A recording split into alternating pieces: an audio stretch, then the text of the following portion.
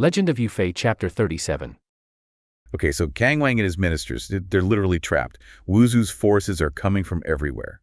Then, like, out of nowhere, this sea boat appears. His ministers are shouting for help. Desperately shouting. Right. The boat actually turns, comes to shore. They make this mad dash, leave their horses, scramble onto the boat, and they push off just as Wuzu gets to the shoreline, yelling, promising huge rewards if they turn back. But nope, the boatmen just hoist the sails and zoom off they go into the open water. The timing is just, wow. Almost seems like fate. It really does. But Wuzu, the story makes clear, he is not giving up easily. He's relentless. He sees them escape by sea, and what does he do? Gathers his army and starts chasing them along the coast. He figures he can cut them off by land. Shows you just how driven these Jurchen forces were. Exactly. And this is where we get this really clever bit of, well, almost like a trap, using nature itself. Wuzu and his army are racing down the coast, scanning the sea for the boat, and they run into 3 fishermen. Just seemingly ordinary guys casting their lines. Right. Wuzu questions them, seen a boat, 7 or 8 people. Mm-hmm. The fishermen say, yeah, I saw it. And then they act all helpful. They offer to lead Wuzu's troops along the shore, promising they'll guide them right to Kang Wang's boat. And this is where, looking at the bigger picture, the story introduces this brilliant layer of deception. It uses both incredible human courage and a massive natural event because these fishermen, they were absolutely not what they seemed. They were deliberately leading Wuzu's army, this huge force, right into the path of the Kintang River tidal bore. This is famous, infamous even. It's more than just sacrifice, it's strategy, turning nature into a weapon. Oh, and the description of the bore. It's just incredible, the text. It talks about a snow-white tide surging several feet high, waves rolling like 10,000 horses galloping. Yeah, it's intense imagery. And then giant waves towering up to the sky, like mountains collapsing and earth cracking. Can you even imagine seeing that coming at you? Terrifying. Utterly terrifying. Wuzu, this guy who hunted an emperor across the country, he is petrified, just barely scrambles to higher ground. It's such a powerful scene. It shows nature almost like a active participant, protecting the rightful ruler. That's a big theme in these kinds of stories, reinforcing legitimacy. And the cost, tens of thousands of Wuzu soldiers, the front lines, just caught, along with the 3 fishermen themselves, all swept away, drowned. Wow, the fishermen too. Yes, they sacrificed themselves completely. It's a huge blow to Wuzu, and it absolutely makes those fishermen heroes. And then we find out who they were. Not just random people. They were loyalists. Zhu County Master and 2 others named Jin and Zhu. They planned this. They gave their lives to trick Wuzu, save their emperor. And later, Emperor Gaozong honors Zhu's county master as the Pinewood Field Earth God. People still remember them.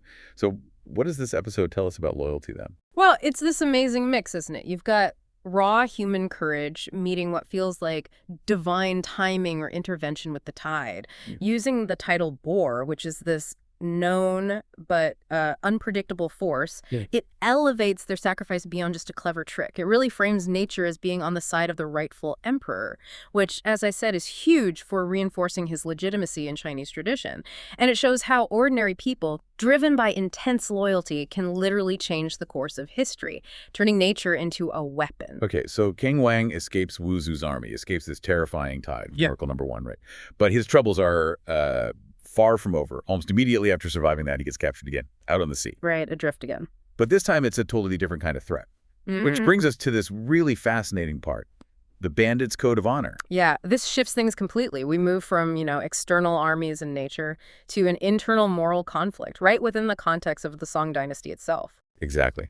So this second capture, it's by a big ship full of strong men, and their leader turns out to be Yang Qing, known as the Prodigal. He's one of the Liang Shanpo outlaws. Ah, from Water Margin. A very famous character. Right, one of the great classical novels. And these outlaws, they're complex figures, aren't they? Often seen as honorable rebels fighting corruption, even though technically loyal to the Song in some ways.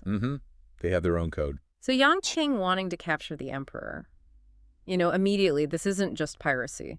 There's something deeper going on. And that's what makes it so interesting. Yang Qing isn't after gold or power in a simple sense. His reason for capturing the emperor comes from this deep-seated sense of injustice, a historical wrong. He talks about his loyalty to Song Jiang, the leader of Liang Shanpo.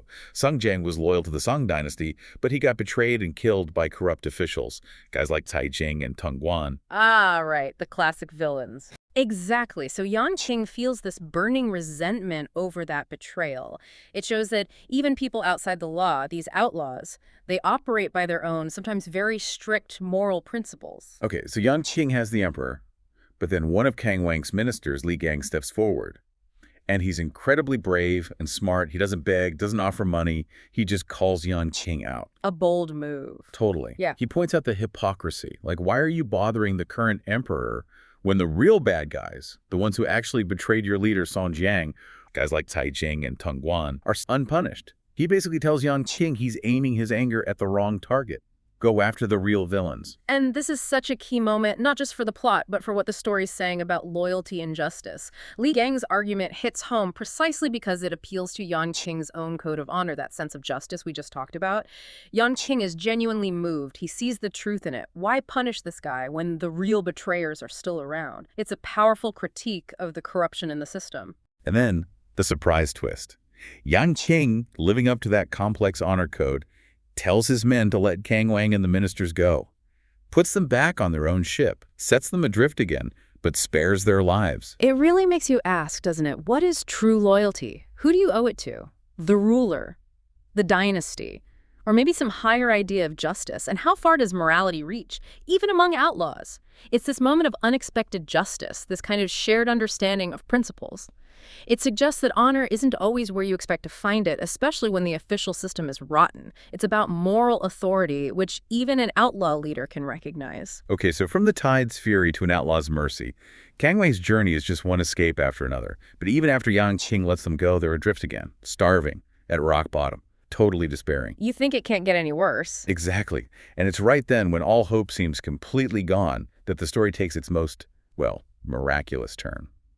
This leads us into divine intervention and a miraculous journey. Yeah, this part definitely shifts gears. We're moving firmly into the realm of the supernatural, the divine, which again is a really common and powerful element in stories about emperors and the mandate of heaven in Chinese tradition. For sure. So suddenly, another big ship just appears out of the mist. It's manned by 5 sturdy, mysterious-looking men. They come up to Kang Wang's boat, see their condition, and just offer to take them wherever they need to go. No questions asked, seemingly. Right. They give them food, comfort.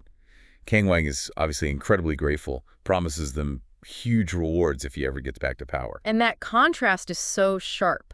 From utter despair to this sudden, generous, almost otherworldly help, it really emphasizes the dramatic turnaround in their luck. It's designed to make you feel that immense relief they must have felt, hope arriving out of nowhere. But then things get really strange. The journey is impossibly fast. Like the boat just glides across the water supernaturally quick. Before they even know it, the boatmen say, okay, we're here, Huguang, which is really far away.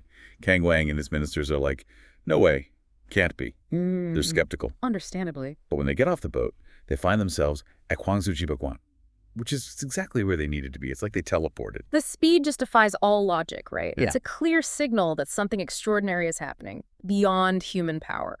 And this miracle trip, it isn't just convenient for the plot, it's a deliberate choice to show some higher power stepping in, directly shaping the Emperor's fate. And then the kicker. They turn around to thank the 5 men. Gone. The boat, the men, just vanished, disappeared into the clouds like they were never even there. Wow. The ministers realize immediately they were helped by divine beings, specifically these local protector gods or spirits. And later, Emperor Gaozong keeps his promise. He builds temples for these 5 manifest spirit officials at a place called Puji Bridge. They're apparently still worshipped there. It becomes part of his official story. Right. And zooming out again, this ties directly into that whole idea of the mandate of heaven. Divine protection is a classic way to legitimize a ruler, especially when they're facing serious trouble like Kang Wang was. It blends belief, legend, history, all to reinforce the idea that this emperor, despite looking weak and hunted, is actually chosen, divinely ordained. These stories boost public faith and the emperor's own authority. So, okay, he survived Wuzu, the Tide, the Bandits. Now he's got divine protection, seemingly. You'd think he's finally in the clear, right? You would think. It feels like he must be safe now. But, the journey's not over. And sometimes the biggest danger is hiding in plain sight. Which brings us to a really chilling part. The treachery of Zhang Bengcheng. Yes, and this is such a stark contrast to the loyalty of the fishermen, the unexpected honor of Yang Qing, and the divine help. It's a harsh reminder that threats aren't always obvious enemies from the outside. Sometimes the worst danger is from within, from supposed allies. Kang Wang and his ministers, they're exhausted but relieved. Yeah. They arrive at this big village house, looks welcoming, but Minister Li Gang sees it and gets this sudden feeling of dread. He recognizes it. Oh, whose house is it? It's the home of Zhang Bengcheng. And if you know the history, Zhang Bengcheng was a Song official who previously served as a puppet emperor for the Jurchens during an earlier invasion. Oof. Yeah, that is a major red flag. Instant suspicion. Absolutely. His history screams betrayer. It's incredibly ironic, isn't it? After everything Kang Wang has been through, he walks right into the home of someone who should be loyal but has a history of collaborating. The absolute worst place he could have ended up, potentially. But Zhang Bengcheng comes out, puts on this huge show, kneeling, professing total loyalty, offers his home as a safe haven. And then he plays the ultimate card, promises to send for General Yu Fei, the great hero, to protect the emperor. Naming Yu Fei. That's clever. Playing on Kang Wang's desperation for real protection. Exactly. Kang Wang, after the divine rescue, the outlaw's mercy, he's just so relieved to hear this. He's vulnerable, he trusts him, and agrees to stay. Thinks he's finally safe. Zhang Bengcheng is clearly a master manipulator here. He's reading Kang Wang's exhaustion, his need for security, and just saying all the right things. That kind of calculated deception. Yeah. It's way more dangerous than an open fight. And then, of course, the betrayal. The ultimate betrayal. While Kang Wang is resting, finally feeling secure, and almost immediately Zhang Bengcheng secretly slips away. Pretty clear he has bad intentions. He's off to report their presence to the Jin army leader, Zheng Han. A very ominous start, yeah. Definitely not looking good for the king. But this is where the story takes a really unexpected turn. An unlikely savior pops up. Lady Jing. Zhang Bengcheng's wife. His first wife, yeah. Yeah. And she's described as, kind, pious, a practicing Buddhist. Crucially, a maid overhears Zhang Bengcheng's plan, the treacherous plan, to hand over the king and the tutor. And knowing Lady Jiang's character, this maid goes straight to her and tells her everything. So instantly, Lady Jiang is faced with this huge moral dilemma. The text even captures it, asking basically, how can family bonds possibly trump the righteousness between ruler and subject? Exactly. It frames it as this fundamental principle being violated by her husband. It's more than just personal feelings, then. She sees his act as betraying something much, much bigger. Precisely. In that context, Jie Dai isn't just righteousness, it's this supreme moral obligation, loyalty to the sovereign, that was considered, paramount, almost sacred. So she's choosing that higher duty over her family loyalty. She is. She sees allowing the betrayal as upsetting a kind of cosmic balance. It overrides her marital bond. And she acts incredibly fast, doesn't she? Driven by this moral clarity. Totally. Middle of the night, second watch. She quietly knocks on the study door, tells the king and his companions, quickly get up and flee for your lives. Scary. Wow. Then she guides all 8 of them, the king and 7 others, through the house, gets them to the back garden where the wall is a bit lower. Leading out to a vegetable garden, right? Yeah, and they have to climb branches and rely on trees to scramble over. It's a really desperate makeshift escape, all orchestrated by the wife of the guy holding them captive. It's an amazing act of courage. But then the story takes an even darker, more tragic turn. It does. Lady Jiang realizes she can't escape the blame. She knows she'll face her husband's fury, or worse, the consequences from the authorities for helping the king. So what does she do? She removes her Luan Dai. It's this ornamental sash, kind of a symbol of her status, her position, and under the cover of darkness, she hangs herself from a large tree. Oh no, that's devastating. It's a profound statement culturally. In that Confucian context, her choice elevates that great righteousness, Zhenshen Dai, loyalty to the ruler, above everything, even family, even life itself. It's almost this archetype of heroic sacrifice in that literary tradition, an ultimate commitment to principle. A truly harrowing sacrifice. Okay. So let's switch back to the traitor, Zhang Bengcheng. He comes back, completely clueless about all this. Yeah, he's probably expecting a big reward. He turns up with Zheng Han, the Jin leader, and 3,000 soldiers. Rolling up to his own house. Right, demanding the southern barbarian emperor. That's the dismissive term they use for King Kang. And then the shock. Total shock. Finds the study door open, King's gone. He frantically searches, gets to the backyard, sees the damaged wall, and then sees his wife, Lady Zhang, hanging from the tree. His reaction, grief. Not according to the text. It says he's enraged. But not by her death, by her defiance. He curses her. This wretched woman ruined my plans. His fury is all about his thwarted ambition. And then he does something just unbelievable. It's shocking. In a desperate move to save face, maybe prove his loyalty, he draws his sword and, well, he cuts off Lady Zhang's head. He what? Cuts off her head. He cuts off her head, and presents it to Zhang Han. Like, see, I punished her myself for helping the king escape. He actually thinks this gruesome act will impress Zhang Han. Play on words. Does it work? Not at all. And here's the real irony, right? Zhang Han may be seeing through the desperation, or maybe just having no respect for someone who'd do that. He doesn't reward him. What does he do? He orders Zhang Bangcheng's house to be ransacked and burned. Oh! Because Zhang loses everything anyway. Everything. And tragically, his second wife, Lady Shu, she gets caught in the fire and dies. Zhang is filled with this deep regret. Oh, cool! But it's way too late. And his final fate. He's forced to serve Zhang Han as a guide. It's actually quite insightful, isn't it? Zhang Han doesn't reward the betrayal itself. He seems to punish the weakness, the lack of principle. Zhang's willingness to sacrifice his own wife just showed he couldn't be trusted by anyone. A harsh lesson.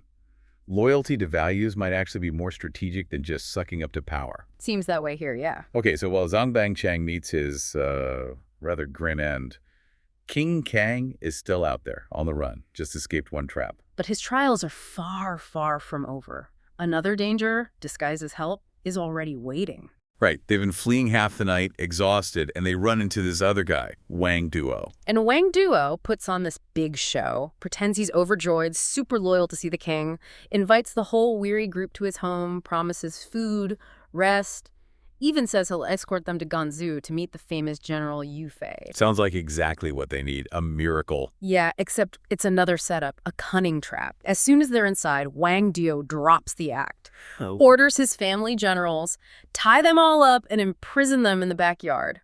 Then he rushes off to report his capture to Zhang Han, probably hoping for the reward Zhang Bangcheng failed to get. Wow. Just when you think it can't get worse. But wait, doesn't another unexpected hero emerge here too? Yes, just when things look absolutely bleakest. This time it's Wang Zhaoru. Wang Duo's son. His eldest son, yeah. He's in his room studying, and a servant tells him what's happened, that his father has captured the king and plans to hand him over to the Jin. And his reaction? He's deeply shaken. He exclaims something like, "How can a subject act like this? How can this be done?" Hunkly. It's that same moral clarity we saw with Lady Zhang. Incredible. So history repeats itself, in a way. It really does. And like Lady Zhang, he acts immediately, rushes to the backyard, gets rid of the servants guarding the king and his party, and frees them. Helps them escape. Again, saved from his own father's treachery. But the personal cost for Wang Zhaoru, it must be immense. Saving the king means betraying his father. Absolutely immense. The story really focuses on his internal struggle as they flee. He's torn apart. I can't avenge the country, he thinks, so I'm disloyal. But I disobeyed my father by releasing the emperor, so I'm unfilial. Loyalty versus filial piety. Exactly, the classic conflict. Things neither loyal nor filial, how can one live in this world? It's this unbearable burden. He cries out to the king, basically, I can't escort you any further. What happens to him? It's another tragedy. This dilemma, the Zhengshao Lingnan, the conflict between loyalty to state and duty to family, it breaks him. For Wang Zhaoru, upholding one meant destroying the other. He felt trapped. So he makes this heart-wrenching decision. He finds a mountain cave and leaps into water inside it, drowning himself. Another sacrifice. It's relentless. It really underscores the devastating consequences when these two core values clash. Sometimes, the story suggests, the only way out of that moral bind is death.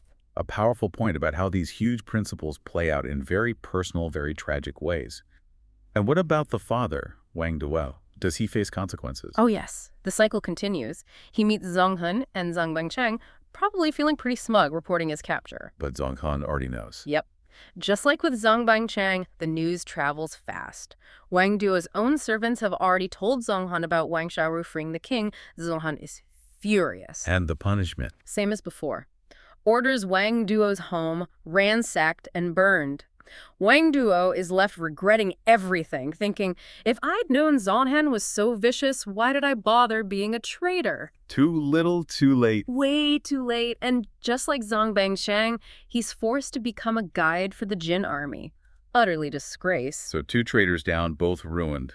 But the king is still being pursued, right? Still pursued. But there's one more act of loyalty, one more sacrifice to come.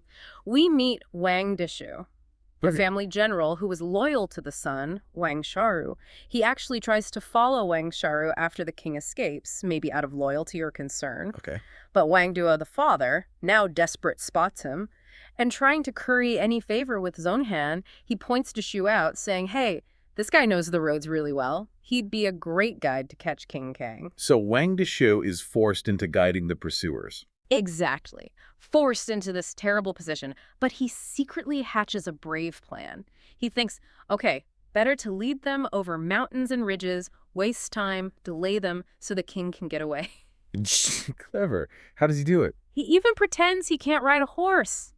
Us, just to make sure they have to go on foot, slowing the whole pursuit down. Buying precious time. He leads Zonghan's soldiers up this treacherous mountain path, but then partway up, he looks ahead and sees King Kang's party. They're still in sight. Oh no, the chase is too close. Right. He realizes the pursuit is catching up. His deception might be discovered any second. He cries out, I am dead! What can I do? And I. In that split second, he makes this final, desperate, ultimate sacrifice. He deliberately throws himself off the path, rolling down the steep mountain. He kills himself. Instantly. The text is graphic, says he becomes mincemeat her. Just to create one more delay, one more obstacle for the pursuers, another life just given right there for the king. Unbelievable. The level of devotion. Does it work? Does it stop them? It delays them, absolutely. But the Jin soldiers, they saw the king, they're spurred on, they press even harder. It really feels like capture is inevitable for King Kang and his group. They must be exhausted, terrified. Completely. But just at that moment when all human effort seems like it's failed, the heavens open. Right. A massive storm. Suddenly, dark clouds gathered. A torrential downpour descended like water pouring from a basin. Wow. Divine intervention. Well, the narrative certainly presents it that way. It describes thunder, lightning, fog, obscuring the mountains. Suyu. It's not just rain, it's this huge dramatic weather event. And it affects the pursuit. Critically, the heavy rain makes the sandy mountain path incredibly slippery, especially for the Jin soldiers in their leather boots. Many of them slip, fall, some even die. Zonghan is forced to call a halt. He has to stop. Yeah, orders his troops to set up leather tents for shelter and just wait for the rain to stop. And King Kang. Meanwhile, under the cover of this storm, King Kang and his companions managed to reach the summit, finding refuge in the Lingguan Temple. They're safe, at least for now. Chunzu, a key city. General Yu Fei, already a legend, right? He's there, probably planning his next move, when just devastating news hits. And devastating is almost an understatement here. Right. The enemy commander, Wu Zu, is pushing forward on 5 fronts. 5. Then another general, Du Chong, he surrenders the Chanjiang River, a critical strategic point. Which leads directly to the fall of Jinling, another major blow. But the absolute worst part? The emperor himself, Emperor Gazong, he's fled. Took 8 officials with him, and nobody knows where they are. Just vanished. Think about that. The military front collapsing, key cities lost, and the head of state, the symbol of the nation, is gone. It's total chaos. Existential dread, really. And Yu Fei's reaction, it's immediate, it's intense. The text says his soul almost left his body. He cries out something like, Your Majesty, what good are your ministers now? And then he pulls out his sword, his treasured sword. He's going to commit suicide right there. Because of that ancient code, right? In the ruler's disgrace, the minister dies. Exactly. He sees the emperor's flight as his own ultimate failure, his responsibility. It's a powerful illustration of that code of honor, but also, a danger. Even the strongest leaders can hit a wall of despair where their own principles almost lead them to abandon the fight. But his generals, Zhang Xin and Shi Quan, they see what's happening. They physically stop him. One grabs his waist, the other his arm. Thank goodness for loyal subordinates who aren't afraid to step in. Yeah, they basically say, General, stop. This is wrong. The emperor needs protecting, not you dying in despair. A true man acts. They literally pull him back from the brink. And that's such a key moment. Leadership isn't solitary. You need people who will steady you, refocus you, remind you of the bigger picture when you're lost in the crisis. And just as they're trying to figure out what to do, like, where do you even start looking for a missing emperor in a war zone? Another general, Zhuge Ying, steps up. Ah, yes. With a rather unexpected suggestion. Totally unexpected. He suggests using spirit mediumship. Ooh, it's called. Using a kind of oracle or divination to find the emperor. In the middle of a military crisis, it sounds almost bizarre to our modern ears, maybe. Right. But think about the desperation. Conventional methods have failed. They have no leads. Exactly. And in that kind of vacuum, leaders often look for any source of direction, any way to restore hope and galvanize action. Tapping into shared beliefs, even spiritual ones, can be a powerful tool. Yu Fei, desperate, he agrees. Let's do it. So they set up an altar right there. Zhuge Ying and another officer, Gong Sun Lang, perform the ritual. And out comes this message. Poetic, cryptic. Very cryptic. It says, "You, my junior." Something like, "Setting sun on Jiang and Shan, tough road on high mountains, quickly lend a hand, seek tracks on the peaks." So not exactly GPS coordinates? Oh, no. Yeah. But it's something. It points towards two regions, Shangzhou or Quanzhou, and specifically says high mountains. Which, in that vast landscape, is still huge, but it narrows it down from, well, everywhere. It gives them a focus. Yu Fei immediately interprets this. Okay, mountains. Shanzhou or Quanzhou. He tells the local Quanzhou general, list every mountain in these areas. Practical next step, data gathering. But then, how do you choose which mountain? He does another ritual. Writes each name on a slip of paper, rolls them up these dialogues, puts them in a box, prays, and draws one. Wow. And the name he draws, Yongya, Nutushan, Oxhead Mountain. That's quite a selection process. But it's actually brilliant in a way. When you have too many options and immense pressure, a process, even a seemingly random or spiritual one, can break the paralysis. It creates certainty, even if artificial, and allows for decisive action. Everyone now believes this is the place. And Yu Fei acts on it instantly. Yeah. No hesitation. He dispatches General Nu Gao. You remember him? Brave, maybe a bit loud. Ah, Nu Gao, yes. Definitely memorable. Right. He sends Nu Gao with 5,000 troops and the Quanzhou general to scout Nutushan. Promises he'll follow with the main force. Decisive. Speed is critical now. If the emperor is there, they need to find him before the enemy does. And here's where things get almost spooky. Fate, maybe? As Nu Gao's troops get near Nutushan, this huge rainstorm hits. They have to take shelter. Okay. At the exact same time, the emperor and his few officials are struggling up that very mountain, soaking wet, exhausted, totally exposed in the storm. Wow. The timing is incredible. Brings the rescuers and the rescued to the same spot, same moment. Then scouts report back. Enemy soldiers, Jin troops, camped just ahead on the mountain. Ah, confirmation. Nu Gao's military brain kicks in. He thinks, wait, why would enemy troops be way out here unless... Guarding something important or someone. The emperor. Exactly. The Quanzhou general points out the main path, Hailing. And Nu Gao. He doesn't wait. Nu Gao leads the charge himself, galloping straight up the mountain. Classic Nu Gao. Direct action. Brave as they come. Inside a temple up there, Linggong Temple, the emperor and his officials see him coming. They cry out for rescue. Nu Gao jumps off his horse, runs in, sees Emperor Gaozong, and just breaks down, bowing. A hugely emotional moment, I imagine. Relief, loyalty. Totally. He tells the emperor how worried Yu Fei was, and then this little detail is great. He offers the starving emperor his own dry rations, his personal food. Such a simple act, but it says everything about loyalty and just basic human decency in the middle of all this chaos and grandeur. It grounds the whole thing. Nu Gao quickly secures the mountain passes. But news travels fast. The Jin commander, Nian Han, hears Song troops are there and sends reinforcements to try and trap the emperor. The stakes just keep rising. But Nu Gao's already sent the Quanzhou general back to get Yu Fei. They meet Yu Fei already on the way. Yu Fei rushes to Nutushan, sees the emperor, and what's his first reaction?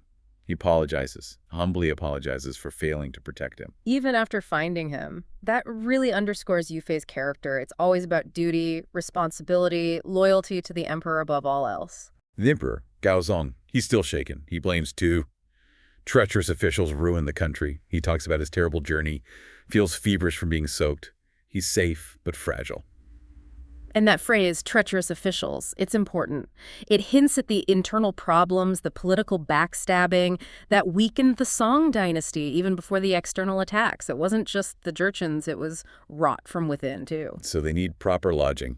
Yufei's officer, Jian Bao, finds a young Taoist acolyte from a nearby palace, Wuxu Palace. Turns out it's huge, 36 rooms. Perfect. Okay, shelter secured. Yufei sends the acolyte back to get things ready. And here's another touch of Yufei's practical genius. How do you transport a sick emperor discreetly? He empties a grain cart, a su, puts the emperor inside, hidden, comfortable. Everyone else rides horses. Simple, clever, effective. That's brilliant. Resourceful, using what's available to solve a problem with dignity and discretion. Love it. They get to the palace, welcomed by the abbot. Yufei gives the emperor fresh, clean clothes, and then another stroke of luck, or perhaps fate. Oh. What now? An old Taoist priest mentions there's another guest on the mountain, staying at the Yaowing Temple. A divine physician named Andaquan. Andaquan from the Angshanpo, like the Andaquan from Water Margin fame. Apparently so. Gaozong immediately says, get him here. Promise him anything. Wow. A legendary doctor appearing just when the emperor is sick. It does feel almost arranged by higher powers, doesn't it? Everything falling into place for this rescue. Right, so the emperor is safe, getting medical care. Now Yufei needs to restore order, consolidate power. Yeah, the immediate crisis is over, but the army is probably still reeling. Discipline needs to be reestablished. Authority confirmed. An official, Li Gang, suggests a formal ceremony. Build a platform, like the ancient emperor Gaozu of Han did, and officially appoint Yufei and the generals. Give it legitimacy. Gaozong agrees. Smart move. Using tradition and ceremony to solidify Yufei's position. It's not just about titles, it's about psychology, rebuilding confidence, showing everyone who's in charge now. So the next day, the ceremony happens. Gaozong gives Yufei this incredibly long, grand title, Shofriko Jushungdi, basically Duke, Grand Protector, Commander of Everything, Minister of War, Grand Marshal. Whew. Yeah, that covers pretty much all the bases. Civil, military strategy. He's effectively running the show now. Huge trust placed in him. But just as Yufei is expressing thanks, Gaozong feels dizzy. He postpones appointing the other generals. A little reminder. Yeah, a little reminder that the emperor is still recovering, still vulnerable. It subtly reinforces why Yufei needs this power. Right. The situation is still precarious. The next morning, things get serious. A proclamation, a yusho, goes up at the Lingguan Temple. It's under Yufei's new authority, and it lists 14 military rules. 14 rules, okay. And these are strict. Every single rule ends with the same consequence. Execute, behead. Whoa. Zero tolerance. What kind of rules are we talking? Things like being late for roll call, looting civilians, desertion, but also some more personal ones. Negate, execute anyone talking loudly or joking around, and crucially, execute anyone drunk in camp. Okay, the last two. That sounds like he's maybe targeting someone specific, or at least a certain type of behavior he won't tolerate anymore. He's drawing a hard line. Discipline above all. Exactly. And one person immediately takes it personally. General Niu Gao. Niu Gao. Our brave, boisterous, loves a drink Niu Gao. The very same. He reads the proclamation and he is furious. He basically shouts, Yufei knows I like to drink. He knows I'm loud. He put those rules in just for me. Uh-oh. And then he declares, I'm going to trespass the camp gate tomorrow, drunk, just to see if he actually dares to execute me. Wow. That's a direct challenge. Niu Gao is testing Yufei's new authority right out of the gate. This is a huge problem for Yufei. Absolutely massive. Niu Gao is a hero, loyal, just saved the emperor practically single-handedly. You can't just execute him. But if you don't enforce the rules you just posted, especially when directly challenged, your authority evaporates. Everyone will know the rules don't really apply. Right. It's a classic leadership catch-22. What do? Discipline or morale? Rule of law or valuable asset? To make matters worse, an officer announces Yufei won't hold court that day. Niu Gao just digs in deeper. Fine, I'll get drunk today and show up tomorrow. The tension must have been thick enough to cut with a knife. Everyone waiting to see what happens next. Yeah, it's a real test. How does Yufei handle this? Brute force isn't really an option here. He needs finesse. So what does the brilliant strategist do? He calls another general, Tang Wei, to his tent for a private chat. Okay, a trusted confidant. Yufei lays out the problem. Look, I made these laws for discipline, but 2 of them hit Niu Gao right where he lives. If I enforce them, I lose a brother, a key general. If I don't, I look weak. The laws are meaningless. He understands the nuance perfectly. It's not just about the rule. It's about the person, the context, the consequences. This is high-level leadership thinking. And then Yu Fei outlines a plan. A very, very clever plan. He tells Tang Huai exactly what to do. Ah, the ruse. I love this part. It's brilliant. So Tang Huai goes and finds Niu Gao, who's already drinking, naturally. Tang Huai sits down, joins him for a drink, very casual. Building rapport. Then Tang Huai starts talking, spinning this story. He says, the Marshal Yu Fei, he's really worried. He didn't hold court today because we desperately need grain from Shengzhou, but the road is blocked by Jin troops. It's super dangerous. Nobody dares volunteer to go get it. Setting the stage, playing on the idea of a vital, dangerous mission. Exactly. And Tang Huai acts all nervous, saying, man, imagine the great merit someone would get if they could pull that off. But who would dare? He's dangling the bait right in front of Niu Gao, knowing Niu Gao's pride, his desire for glory. And Niu Gao bites, just like Yu Fei knew he would. He puffs up his chest. Bah! Nobody dares. I dare. I'll go. Perfect. Hook, line, and sinker. Tang Huai then does this subtle guidance thing.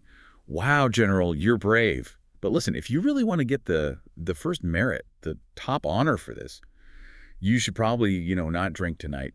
Show up tomorrow morning, clear-headed, volunteer quietly before anyone else gets the chance. Huh. So he's making adherence to the no-drinking rule seem like a tactical advantage for Niu Gao's own ambition. Genius. Niu Gao totally falls for it. He thanks Tang Huai for the tip. He promises not to drink and to be there first thing. The trap is set. It's masterful psychology. Yu Fei avoids the confrontation, preserves Niu Gao's ego, upholds the rule indirectly, and gets a volunteer for a critical, dangerous mission. That's multi-level strategic thinking. So the next morning, Yu Fei holds court. The tension is probably still there, people wondering what Niu Gao will do. And in walks Niu Gao, but how does he enter? The text says, Kokaidet Digjaw, with head bowed, he walked into the camp. He's sober. He's quiet. Tang Huai sees this and is secretly thrilled. The plan worked perfectly. Niu Gao is complying without even realizing he's complying in the way Yu Fei intended. Yu Fei addresses the court. We need grain from Jiangsu. The enemy blocks the path. It's dangerous. Who dares to undertake this mission? Hey, Q. Niu Gao steps forward immediately. Marshal, I will go. Beautiful. But Yu Fei isn't done. He needs to seal it. He feigns doubt, looks at Niu Gao and says skeptically, you, really? Dude, with your abilities, how could you possibly get through the enemy camp? Oh, that's twisting the knife. Playing on his pride one last time. Exactly. Niu Gao puffs up again, indignant. What? If I don't get that grain back safely, then, Anjek, I will willingly offer you my head. He makes a solemn vow. He's completely committed now, driven by pride and the desire to prove Yu Fei wrong. Yu Fei gives him the official command arrow, the he, and the documents. Fine, you have 4 days and 4 nights to get to Shangzhou and back. A tight deadline for a dangerous mission. Niu Gao grabs his maces, leaps on his horse, and rides off alone. See, heading straight towards the enemy lines to get that grain. Wow, what an exit.